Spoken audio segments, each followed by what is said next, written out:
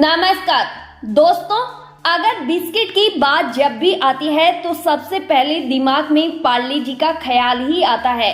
बच्चे, बूढ़े या फिर जवान लगभग सभी इस नाम को बखूबी जानते हैं। लेकिन क्या आप जानते हैं इस पार्ले जी का वो इतिहास जो आजादी के पहले का है और शायद आज भी कुछ लोगों को इसकी एक्चुअल कहानी और इतिहास बिल्कुल भी पता नहीं होगा। तो आइए जानते हैं इस वीडियो के माध्यम से। दरअसल कहानी की शुरुआत होती है साल 1929 में, जब भारत आजाद नहीं बल्कि गुलाम हुआ करता था। ब्रिटिश शासन की हुकूमत भारत पर चलती थी। इसी साल बम्बई के सिल्क यानी रेशम के व्यापार से आने वाले चौहान परिवार के मोहनलाल दयाल ने बम्बई के ही बिरले पार्ले इलाके में एक पुरानी फैक्ट्री खरीदी थी, जिसे उन्होंने कन्फेक्शनरी बनाने के लिए तैयार किया था। भारत में ये समय स्वदेशी आंदोलन का था। ये वही आंदोलन था जिसने गुलामी के समय भारत में निर्मित वस्तुओं को बढ़ावा दिया था। दरअसल मोहनलाल भी इसी आंदोलन से बेहद ही प्रभावित थे, इसीलिए वो चाहते थे कि भारत में ऐसा ही व्यापार शुरू करेंगे जिससे भारत की छवि अच्छी हो। इसी सोच को आगे बढ़ाते हुए चौहान परिवार ने देश में टॉफी और चॉकलेट की कंपनी खोलने की सोची।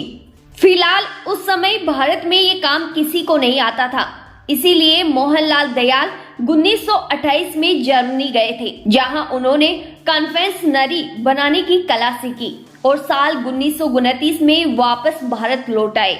जर्मनी से आते समय वह अपने साथ 60,000 रुपए की एक कन्फेक्शनरी मेकिंग मशीन लेकर आए थे। इसके बाद इन्होंने महाराष्ट्र के गांव इल्ला और पल्ला के बीच 2 फैक्ट्री लगाई थी। फैक्ट्री के शुरुआती दौर में परिवार के 12 लोगों ने ही मिलकर इसका काम संभाला था। इन 12 लोगों में कोई मैनेजर था, तो कोई इंजीनियर था और कोई कन्फेक्शनरी मेकर, और लगातार 10 सालों तक इन्हीं 12 लोगों ने इस फैक्ट्री को संभाला था। कहा जाता है कि फैक्ट्री की शुरुआत के बाद ये लोग इतना बिजी हो गए थे कि अपनी कंपनी का नाम रखना ही भूल गए थे। फिर इस जगह यानी जहां फैक्ट्री स्थित थी उसी जगह के नाम पर इसका नाम पार्ले रखा गया था। ऐसे शुरुआत होती है भारत की पहली कन्फेक्शनरी कंपनी की। सबसे पहले इस फैक्ट्री में ऑरेंज कैंडी बनाई जाती है, क्योंकि उस समय कोई भी भारतीय कंपनी कैंडी नहीं बनाती थी और उस समय अंग्रेज कैंडी के बहुत बड़े शौकीन थे। कहा यह भी जाता है कि उस समय कैंडी खाना सबके बस की बात भी हुआ नहीं करती थी, क्योंकि ये बहुत महंगी हुआ करती थी। ऑरेंज बाइट नाम की कैंडी उस समय लोगों की जुबान पर अपना ऐसा स्वाद चढ़ाया कि सब इसके दीवाने हो गए। ये ग्लूकोज, चीनी और दूध से बनाई जाती थी। ऑरेंज बाइट के बाद कंपनी ने मिठाई और परमिट के प्रोडक्ट भी बनाने शुरू किए। ये सिलसिला करीब 10 सालों तक ऐसे ही चलता रहा, लेकिन अब वो दौर भी आ चुका था जब बिस्किट का बोलबाला चारों तरफ था। अब अंग्रेजों और भारत के अमीर लोगों की ये पहली पसंद बन चुका था। ऐसे में विदेशी बिस्किट का ही साम्राज्य था। तब मोहनलाल दयाल ने साल 1938 में पार्ले गुल्को बिस्किट की नींव रखी। ये पार्ले गुल्को बिस्किट अन्य बिस्किट के मुकाबले काफी सस्ता हुआ करता था। वहीं दूसरी तरफ इसके साथ राष्ट्रवादी विचारधारा भी जुड़ी थी कि ये देसी प्रोडक्ट है, जिसके कारण ये सबकी पहली पसंद बनता जा रहा था। देखते ही देखते इसने भारत के घर घर में अपनी जगह बना ली और देश की निशानी बनकर उभरा। इस बिस्किट की सबसे खास बात ये रही कि ये द्वितीय विश्व युद्ध के दौरान भारतीय आर्मी की ही नहीं बल्कि ब्रिटिश आर्मी के सैनिकों की भी पहली पसंद रहा। अब पार्ले अपनी सफलता की चरम सीमा पर पहुंच चुका था। द्वितीय विश्व युद्ध के बाद साल 1940 में कंपनी ने अपना पहला नमकीन बिस्किट मोनो भी बनाकर बाजार में लॉन्च कर दिया। अब देखते देखते ही भारत का वो समय आ चुका था जब भारत साल 1947 को अपनी आजादी का जश्न मना रहा था। बता दूं कि 1947 को आजादी तो मिली थी भारत को, लेकिन वहीं दूसरी तरफ भारत का टुकड़ा भी हुआ था, जिससे पाकिस्तान बन गया। इससे अचानक देश में गेहूं की कमी हो गई। जिसका सीधा असर पार्ले कंपनी के बिस्किट गुल्को पर पड़ा। अब ऐसे हालातों के कारण कंपनी को बीच में ही उत्पादन रोकना पड़ा, क्योंकि गेहूं ही इसका मुख्य स्रोत था। अब कंपनी को इस संकट से बाहर निकलना था, तो इसके लिए कंपनी ने गेहूं की जगह जौ के बिस्किट बनाने शुरू किए और लोगों से अपील की कि वो गेहूं की जगह जौ के बिस्किट का स्वाद चखे। और देखते ही देखते जौ के बिस्किट भी सबकी पसंद बन गए। साल 1960 के दशक में कई अन्य कंपनियां भी भारत में खड़ी हो चुकी थी और उन्होंने भी अपना ग्लूकोज बिस्किट लॉन्च कर दिया। अब इसका फिर से सीधा असर पार्ले कंपनी के बिस्किट गुल्को पर पड़ने लगा था। अब कंपनी को एक नए आइडिया की जरूरत थी। कंपनी ने नई पैकेजिंग यानी एक पीले वैक्स पेपर में लपेटकर गुल्को को बेचना शुरू किया।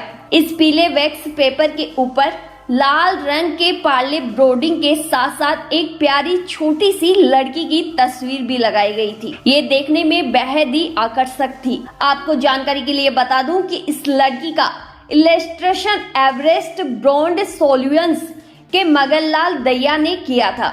लेकिन कंपनी की चुनौतियां अभी भी जस की तस बनी थी, क्योंकि 1980 के दशक तक ब्रिटानिया नामक कंपनी बाजार में आ चुकी थी और उसने पार्ले गुल्को की तरह ही अपना ग्लूकोज डी नामक बिस्किट मार्केट में उतार दिया था, जिससे अब ग्राहक भ्रमित होने लग गए थे। उनको समझ में नहीं आ रहा था कि कौन सा बिस्किट स्वदेशी है और कौन सा विदेशी। साल 1982 तक ऐसा ही चलता रहा। कंपनी को कुछ भी सॉल्यूशन नहीं मिला। फिर इसी साल कंपनी पार्ले ने इसकी रीपैकेजिंग और अब पार्ले गुल्को को पार्ले जी में बदल दिया। अब यहाँ पार्ले जी में जी का मतलब ग्लूकोज था और इसी के साथ ही पैकिंग को भी वैक्स पेपर से बदलकर कम कीमत वाले प्रिंट प्लास्टिक कवर में बदल दिया गया था। कंपनी के इस कदम ने अब इसको एक नई पहचान दे दी थी और अब ये सबसे अलग दिखने लगा था। ब्रांडिंग और रीपैकेजिंग के बाद पार्ले जी का नया टीवी विज्ञापन भी आता है। इसमें एक मोटे दादाजी अपनी नाती पोतियों के साथ गाते नजर आते हैं, स्वाद भरे शक्ति भरे। इसके अलावा भी कई विज्ञापन निकाले गए जो बेहद ही फेमस रहे। फिर साल 1998 में पार्ले जी को शक्तिमान का साथ मिला, जो कि उस समय भारत का देसी सुपर हीरो था। इसी सुपर हीरो की वजह से ये बिस्किट बच्चों की पहली पसंद बन गया। पार्ले जी के विज्ञापन की सबसे बड़ी खासियत ये थी कि इसने हमेशा विज्ञापन के माध्यम से एक सामाजिक संदेश दिया है। दोस्तों, ये कहानी और इतिहास था पार्ले का, जिसने आजादी से पहले अपनी नींव रखी थी और आज भी अपनी मजबूती के साथ खड़ी है। वैसे देखा जाए तो पार्ले ने उस समय आजादी की गाथा को देखा था, जिसकी केवल हम कल्पना कर सकते हैं या उसका इतिहास पढ़ सकते हैं। कंपनी ने साल 1929 से लेकर अब तक 14 बार अपने प्रोडक्ट को लॉन्च किया है, जिसकी लिस्ट आप हमारी वीडियो पर देख सकते हैं। अब आपको सालों से चली आ रही पार्ले कंपनी की सफलता का राज बताते हैं। पार्ले ने अपने मेन प्रोडक्ट को लो प्रॉफिट मार्जिन में ही रखा, यानी बड़े स्केल पर उत्पादन तो किया और बेहद ही कम मुनाफा कमाया। इससे लोगों को ये बाजार में उनकी अपेक्षा से भी सस्ता मिला। दूसरा, पार्ले जी बिस्किट ने जनता की सोच को समझते हुए इसकी कीमत बढ़ाने पर जोर नहीं दिया, बल्कि अपना मुनाफा बचाए रखने के लिए पैकेट का वजन कम कर दिया। तीसरा, बाजार से मुकाबला करने के लिए पार्ले ने अपने मेन प्रोडक्ट के अलावा क्रैकजैक 2020 जैसे अन्य कई बिस्किट बाजार में लॉन्च किए। मेगाबाइट, पार्ले मेलोडी जैसी कैंडी भी बाजार में उतारी, जिससे इनका बैलेंस यानी प्रॉफिट बराबर बना रहा। आपको जानकारी के लिए बता दूं कि 30 जुलाई 2016 में पार्ले कंपनी ने बम्बई के विले पार्ले में स्थित अपनी पहली फैक्ट्री को बंद कर दिया था, क्योंकि इसका प्रमुख कारण कम उत्पादन था। लेकिन अक्सर बढ़ते डिमांड के कारण कई कंपनियां अपने प्रोडक्ट की क्वालिटी में कमी कर देती है, लेकिन पार्ले कंपनी ने ऐसा कभी भी नहीं किया। आज भी इसका टेस्ट वैसा ही है जैसा 94 साल पहले था। शायद यही कारण है कि कंपनी ने हर मुसीबत का सामना अच्छे से किया आज भी इसके दाम 5 से 10 रुपए ही है।